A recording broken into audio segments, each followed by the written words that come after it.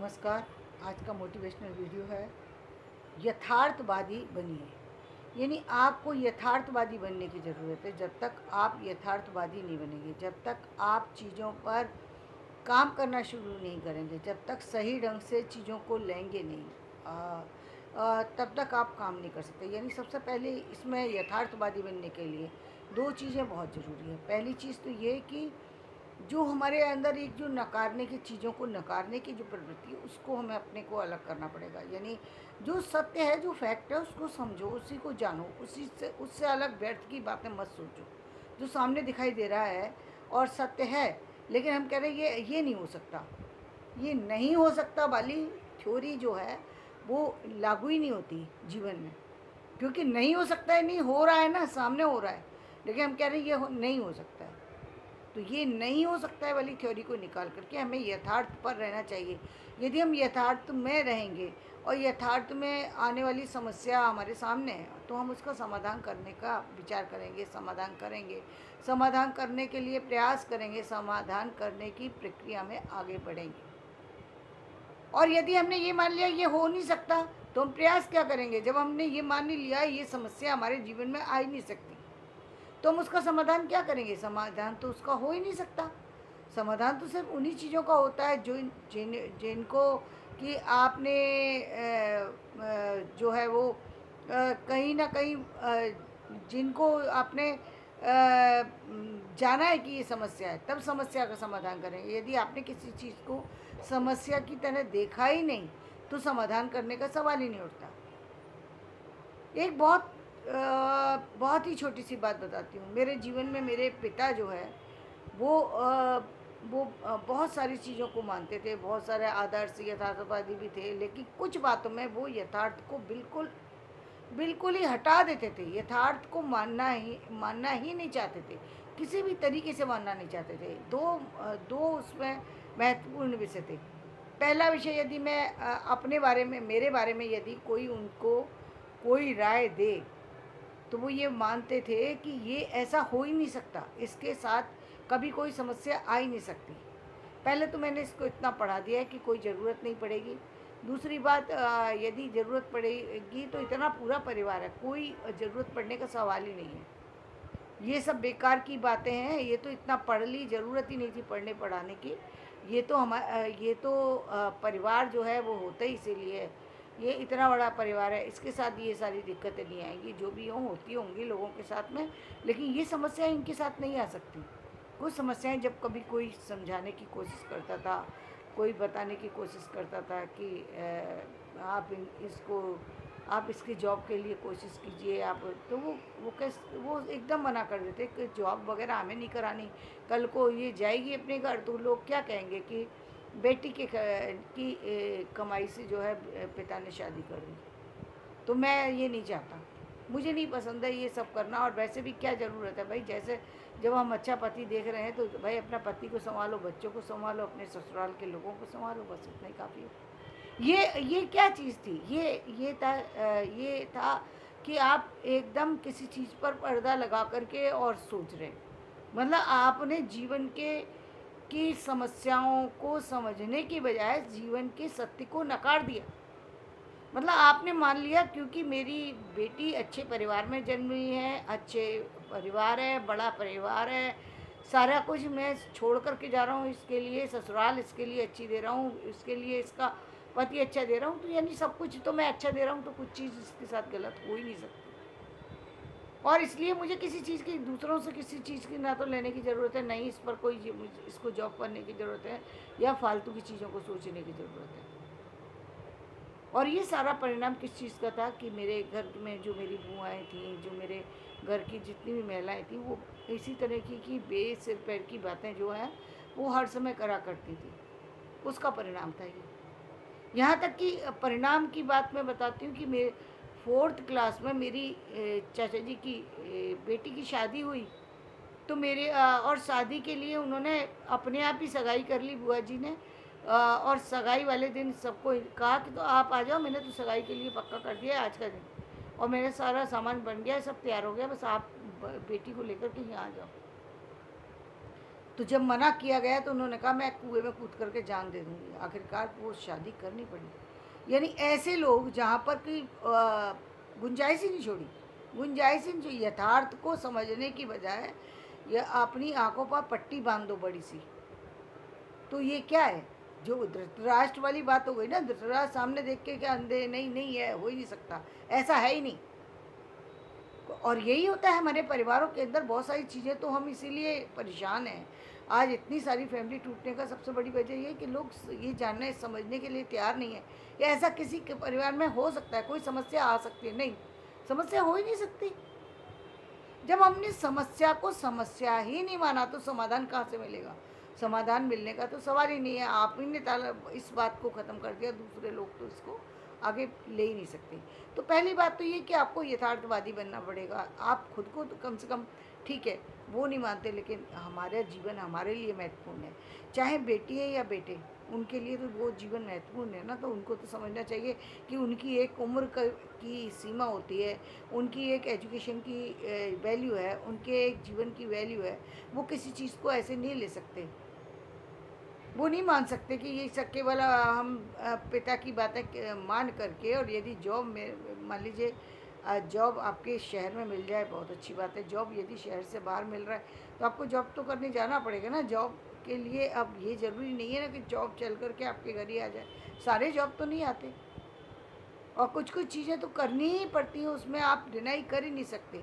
कुछ ऐसी ऐसी चीज़ें, जैसे अब मान लीजिए कोई फॉरेन कंट्री में कोई चीज़ के लिए अप्लाई करना चाहता है कि नहीं, फॉरेन कंट्री वाले ही घर चल के आ जाए, तो ऐसे कैसे होगा? वहाँ तो जाना ही पड़ेगा ना आपको जॉब करने के लिए। और अब आप जॉब करने के लिए भेज रहे हैं तो आप अपना सिर पीट रहे हैं, अरे मेरा लड़का मुझे छोड़ के चला गया, मेरी लड़की मुझे छोड़ के चली गई, और ये सब बेकार की बात है। हाँ, ये ठीक, ये फ़र्ज़ है उनका, जो बच्चे जाते हैं उनका फ़र्ज़ है कि वो अपने माँ बाप का ध्यान रखें, समय समय पर आकर के मिलें, या साथ में ले जाएं माँ बाप को, जैसी सुविधा हो वैसा करें, ले, और उनको वहाँ पर भी ले जाकर सम्मानपूर्वक रखें, ये उनका फ़र्ज़ बनता है। अब ये सेकंड पॉइंट उनका है। फर्स्ट पॉइंट आपका था कि आप उस चीज़ को आपको फ्री छोड़ना पड़ेगा। एक उम्र तक ही आप बच्चे को रोक सकते हैं, वो आपकी एक सीमा होती है जहाँ आप बच्चे को रोक सकते हैं। अब जब आपको मालूम है कि एक 20 साल की लड़की, 21 साल की लड़की अपना निर्णय ले सकती है, आप ज़बरदस्ती उस पर निर्णय थोपे जा रहे हैं, उसका क्या फ़ायदा होगा? कोई फ़ायदा नहीं होगा। छुप कर के काम होंगे, काम तो होंगे ही होंगे। जो लोग कुछ जैसा जिसने निर्णय ले रखा है, काम तो व्यक्ति करेगा, और करते ही हैं लोग। तो उससे और दुष्परिणाम निकलते हैं, कुछ फ़ायदा नहीं होता। तो ये सारी चीज़ें गलत है। तो हमें समझने की, बदलने की, चीज़ों को जानने की ज़रूरत है, यथार्थ से जुड़ने की ज़रूरत है। इसमें कहीं न कहीं हमारी एक हैबिट जो है वो भी बहुत महत्वपूर्ण होती है कि हमारी जो हैबिट है वो किस तरह की है। अब हमें इतना भी हमें जागरूक रहना चाहिए। ठीक है, एक समय तक पेरेंटिंग पर का महत्व होता है। चलिए 20 साल तक हमने मान लिया कि पेरेंट्स की निगरानी में हम पले बड़े, अच्छे थे या बुरे थे, जैसे भी थे, वो हमारी अपब्रिंगिंग हो चुकी है। अब 20 साल की एज में जब आप पूरी तरह से हर चीज़ का निर्णय लेने में सक्षम हैं, अब तो आपकी जो कमियां हैं उस पर आपको काम करने की ज़रूरत है। अब कौन करेगा भाई? ठीक है, मान लिया कि आपने उस समय आप उतने उतने एडवांस एजुकेशन नहीं ले सके, उतने स्मार्ट नहीं बन सके, उतने तरह की चीज़ों को नहीं जान सके जितना आपको जानना चाहिए था, जो आपकी बराबर में चलने वाले बच्चे जान रहे थे। आपके पास उतनी नॉलेज नहीं है, उतनी चीज़ें नहीं है, उतने सारी जो बहुत सारी चीज़ें हैं वो आपके पास नहीं है, ना फाइनेंशियली, ना किसी और तरीके से। और आप चाहते हैं तो अब आपको उसके लिए क्या करना पड़ेगा? उसके लिए नेचुरल है कि आपको आगे बढ़ कर के अपने कार्य को करना पड़ेगा। अपने पहले ये डिसाइड करना होगा कि मुझे किस क्षेत्र में आगे बढ़ना है और क्या करना है, और अपनी जो पीछे की वीकनेस है उसको छोड़ना नहीं है। उसको यदि आप 20 साल की एज में ही अपनी चीज़ों को सँभालना शुरू कर देंगे तो बहुत जल्दी सँभाल लेंगे। दूसरी, आपकी कोई बुरी आदतें पड़ गई हैं, किसी भी तरह की बुरी आदत हो सकती है, दोस्तों के कारण से हो सकती है, मित्रों के कारण, आपके पड़ोसियों के कारण से हो सकती है, रिश्तेदारों के कारण भी हो सकती है। ध्यान रखिए, कोई भी रिश्तेदार भी हो सकता है। इस चीज़ को डिनाई नहीं किया जा सकता कि रिश्तेदार सारे अच्छे ही होते हैं या अच्छे ही होंगे, ऐसा नहीं कहा जा सकता। कई बार अनजाने में और कई बार जानबूझ कर के लोग ऐसी आदतों में डाल देते हैं लोगों को जिसका परिणाम उनको पूरी ज़िंदगी भुगतना पड़ता है। तो यदि आपको लगता है कि ये चीज़ गलत हो रही है और ये चीज़ को रोकने की ज़रूरत है, तुरंत उस पर एक्शन लेकर के आप अपने लिए वर्क कीजिए। आपका जीवन आपके लिए महत्वपूर्ण है, आप काम कीजिए। ज़रूरी नहीं है कि आप उनसे उलझें। अब आपको समझ में आ गई ना कि ये चीज़ तो मेरे को गलत है। यदि किसी ने प्रेशर से कोई चीज़ गलत डाली है आपकी, तो आप उसको छोड़ सकते हैं। अब आप इतने बड़े हैं भाई, आपको एक समय पर तो ये मानना ही होगा ना कि मुझे ये सारी चीज़ों को छोड़ना ही पड़ेगा। जो गलत चीज़ें हैं उनको बराबर लेकर के चलते रहे आगे तक, तो नुकसान पहुंचेगा। ये हर दिन वो चीज़ें और ज़्यादा और ज़्यादा और ज़्यादा बढ़ती चली जाएंगी।